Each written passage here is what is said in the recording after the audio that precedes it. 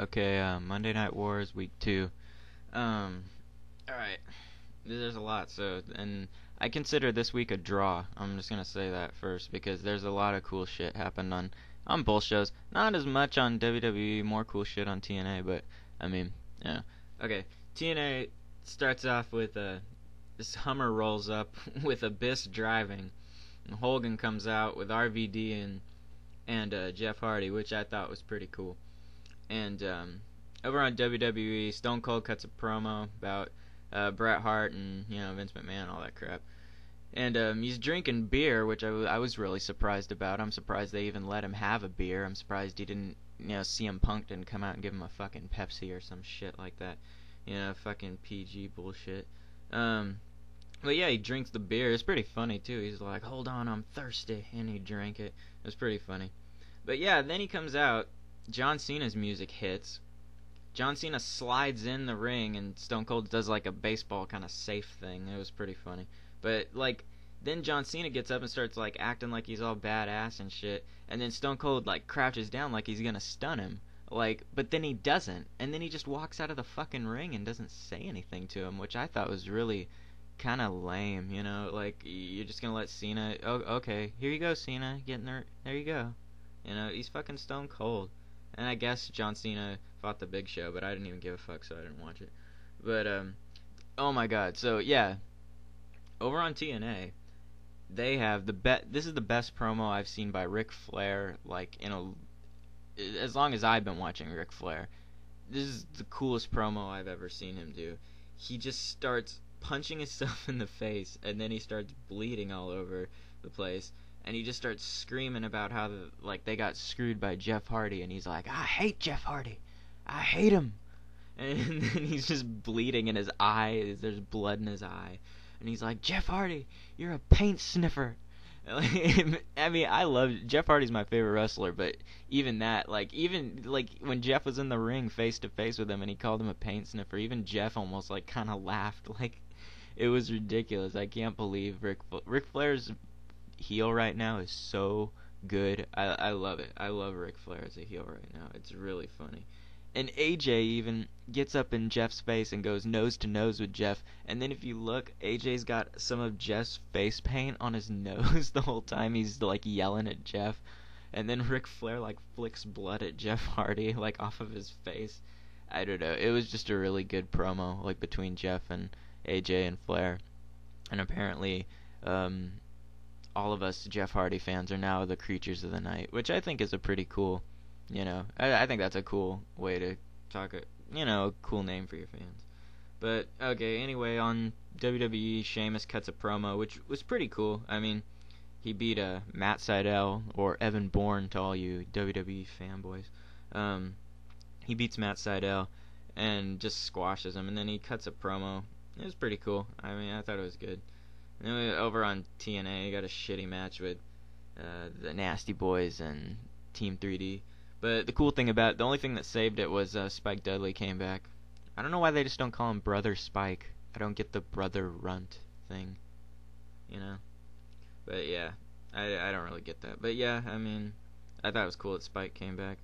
On WWE, there's a stupid Divas match. The Divas over on WWE are so stupid. They just pull hair and roll around on the ground. That's a Divas match in WWE. Pull hair, roll around on the ground.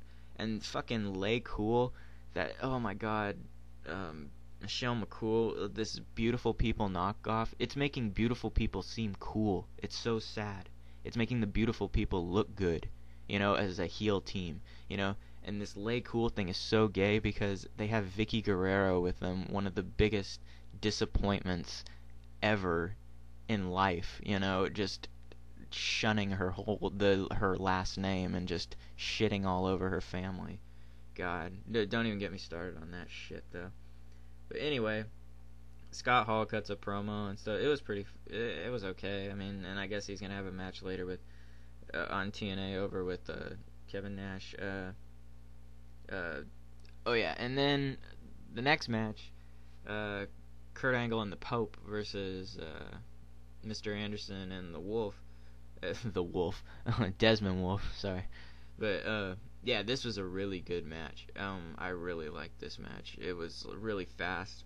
Um, in one part of it, Kurt Angle gives Desmond Wolf a belly to belly suplex, and Wolf hits his balls and like really hard, and he's holding his balls for like the rest of the match. If you watch, he got hit in the nuts pretty hard in this match, and it really sucked. But then at the end of the match, Anderson fucking just blades Angle with his dog tags, and then oh god, Anderson, Mr. Kennedy. I mean, he just fucking Ken Anderson is doing great promos right now, and just has great mic work, and just the Sunday, and what did he say?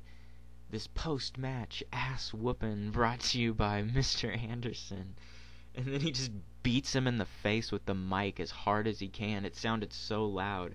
And then he's bleeding. And then he just, right before they go to commercial, he spits his gum like right onto Angle's face. It was so fucking funny, I swear. So, Daphne fought Angelina Love, which was an okay match. It was pretty cool when Daphne slung her, like through Angelina Love's head, like swung her around right into the entrance ramp. That was pretty fucking brutal. But anyway, Hogan comes out, shoots like this promo on Sting, talking about, oh, Sting's a coward, blah blah blah. So Sting like walks down to the ring. It takes him like a half an hour to get down from the rafters, and then just Rob Van Dam comes out, just beats the shit out of him. I thought it was pretty good, like at least for what it was, and you know, it pretty much got RVD over, like, you know. Well, I mean, RVD's always gonna be over, but you know, I mean, it's good to just see him there. Let's see what else. Hall had a 5-minute match with Nash for $25,000. It was kind of bullshit, but it was okay.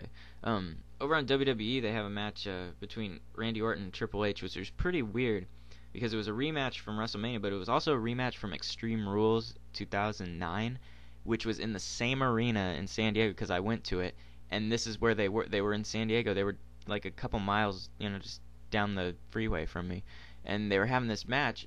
It's Triple H versus Randy Orton, and it's the same match where Randy Orton got thrown out of the ring and broke his collarbone at the pay-per-view because the match had to end real quick when we saw that, like the one at the pay-per-view, and this is a rematch from that too in the same arena. It was just kind of a weird coincidence, but yeah, like that happened in like every time they come to San Diego, it's Triple H versus Randy Orton. A little weird, but anyway, over on TNA we got Queer Money. Now they're Queer Money again because they're heels. Versus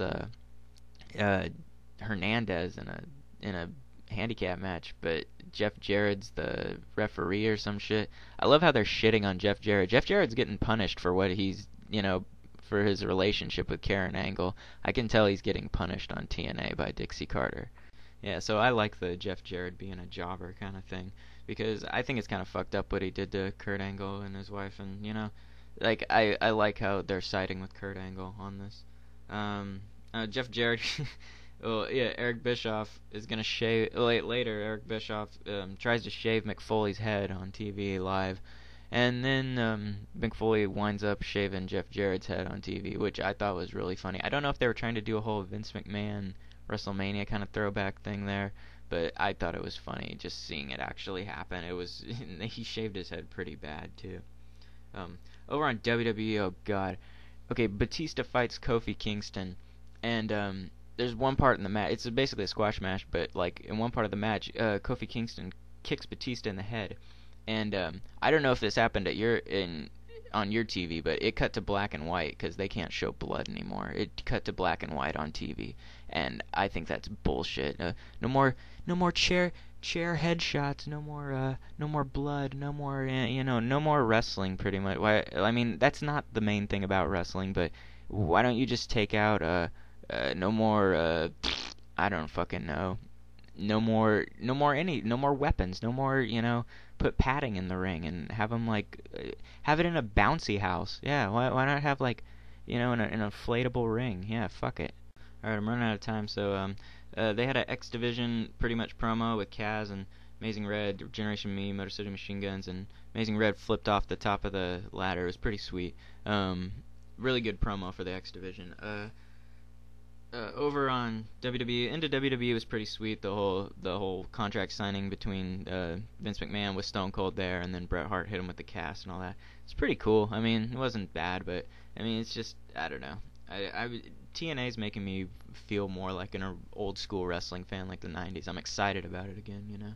I mean, at least some parts. Russo's writing is fucking garbage, but like just seeing Jeff Hardy and RVD like interact with Sting and Hulk Hogan, it's really cool. Yeah. But anyway, Jeff Hardy versus AJ is a pretty good match. Like it was pretty good. I mean, they're kind of giving things away just for free, but you know, I thought it was pretty sweet. Jeff fighting AJ. That'll always be a great match. But at the end of the match, Abyss Green Lantern hulked up and chokeslammed Ric Flair through the entrance ramp, which was pretty cool. So I'm gonna make it a draw. It's a draw this week, and hopefully I'll get next week's